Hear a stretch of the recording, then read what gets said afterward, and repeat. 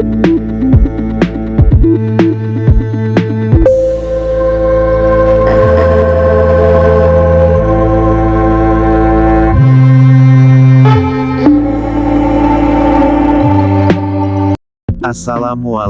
warahmatullahi wabarakatuh. Sobat, kesenian budaya reog baru-baru ini menjadi perbincangan hangat di media sosial. Hal itu disebabkan rencana pemerintah Malaysia mengajukan reog sebagai kebudayaan negaranya ke UNESCO. Reog merupakan salah satu budaya khas Indonesia yang lebih dikenal dengan sebutan reog Ponorogo, lantaran berasal dari daerah di Jawa Timur tersebut. Platform Indonesiana Kementerian Pendidikan dan Kebudayaan Direktorat Jenderal Kebudayaan mencatat reog Ponorogo sudah ada sejak zaman Kerajaan Kediri sekitar abad ke-9. Sejarah kesenian itu juga menjadi cerita rakyat yang turun-temurun. Bagaimana asal-usul reog Ponorogo? Dan bagaimana asal mula reog di negeri jiran Malaysia? Simak pembahasan berikut.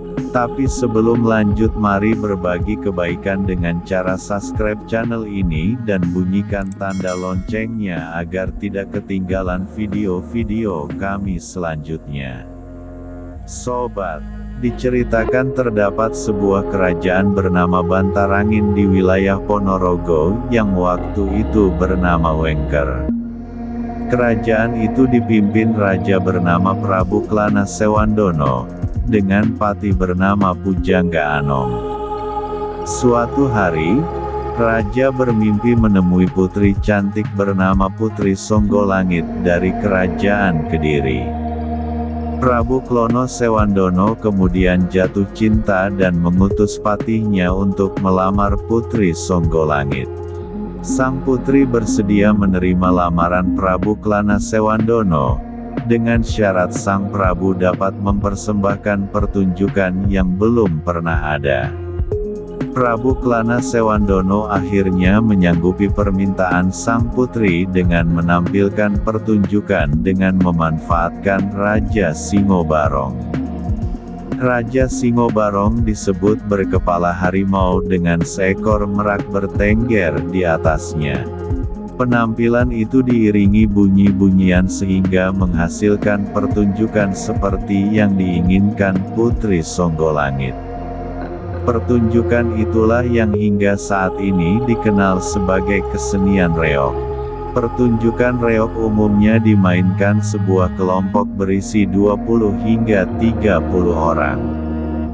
Kelompok itu terdiri dari seorang warog tua, sejumlah warog muda, pembarong dan penari Bujang Ganong, Pati Pujangga Anom, dan Prabu Klono Sewandono. Pementasan reog Ponorogo tidak digelar di atas panggung, melainkan di sebuah halaman atau lapangan yang luas. Pertunjukan yang terbagi menjadi 4 bagian itu selalu diawali dengan arak-arakan menuju tempat pementasan. Setelah tiba di lokasi pementasan, pertunjukan dimulai. Babak pertama menampilkan tarian jaranan atau jatilan, diikuti para prajurit yang menggambarkan latihan perang. Cerita berlanjut pada babak kedua yang menampilkan tokoh Singobarong menari dan menunjukkan tingkah laku layaknya harimau. Singa Barong digambarkan bersifat agresif, atraktif, hingga kerap mengangkat para penari. Kemudian pada babak ketiga, Bujang Ganong muncul untuk berperang melawan Singobarong. Perang ini dimenangkan oleh Bujang Ganong sehingga Singobarong kini menjadi pengikutnya. Babak keempat sekaligus terakhir menyuguhkan Klana Sewandono yang muncul untuk menari tunggal. Tarian itu lalu diikuti kehadiran Bujang Ganong mempersembahkan Singobarong. Kesenian reog Ponorogo sudah diakui sebagai warisan budaya tak benda sejak 2013. Selama 4 tahun, pemerintah sudah melengkapi dan menyempurnakan persyaratan untuk diusulkan ke UNESCO.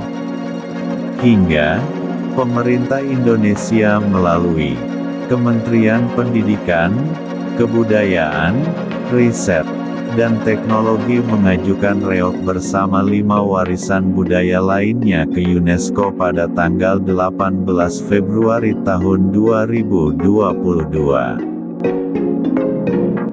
Kenapa reok diklaim Malaysia? Benarkah?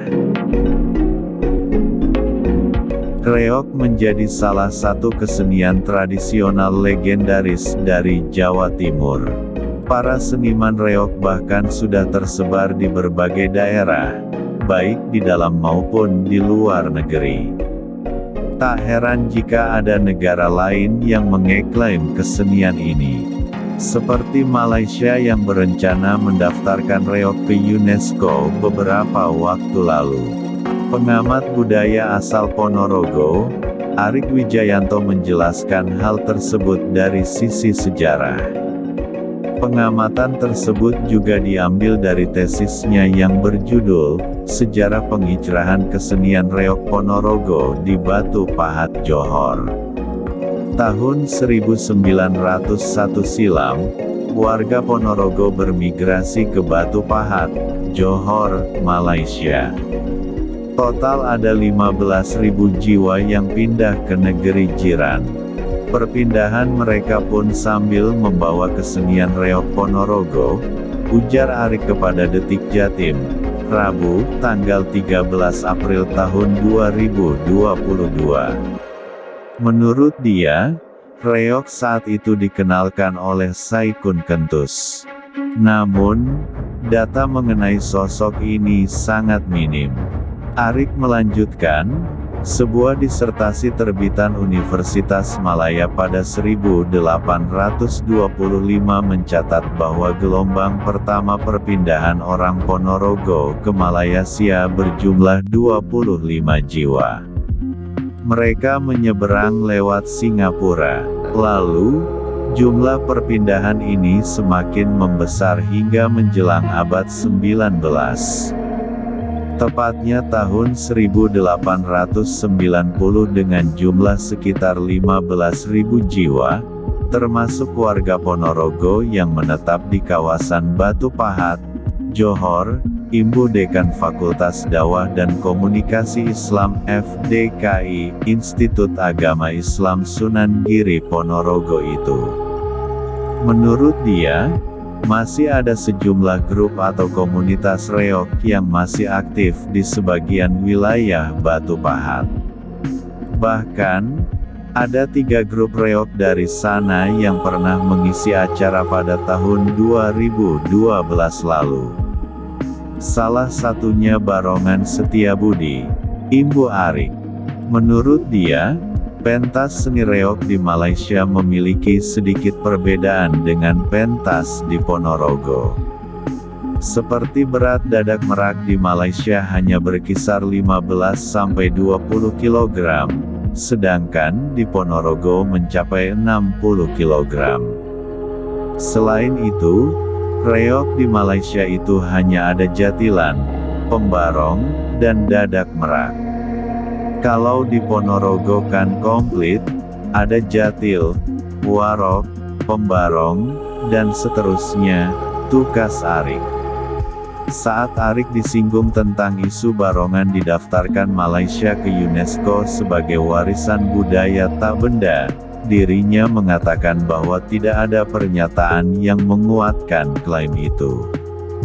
Beberapa media di Malaysia seperti Utusan.com, Sinar Harian, dan lainnya belum memberitakan usulan pendaftaran barongan atau reok ke UNESCO, pungkas Arik. Sobat, pada dasarnya masyarakat Jawa, dimanapun ia berada selalu membawa serta budaya asalnya. Hal tersebut yang kira-kira menjadi dasar klaim Malaysia atas reok Ponorogo yang kini sedang dalam proses pengajuan hak ke UNESCO. Jadi sobat sekalian bisa menilai siapa yang lebih berhak atas reok sebagai budaya negaranya. Sobat, demikian sekilas pembahasan kita tentang kesenian reog. Semoga menambah wawasan kita dan menambah kecintaan kita kepada budaya-budaya Nusantara. Terima kasih. Wassalamualaikum warahmatullahi wabarakatuh.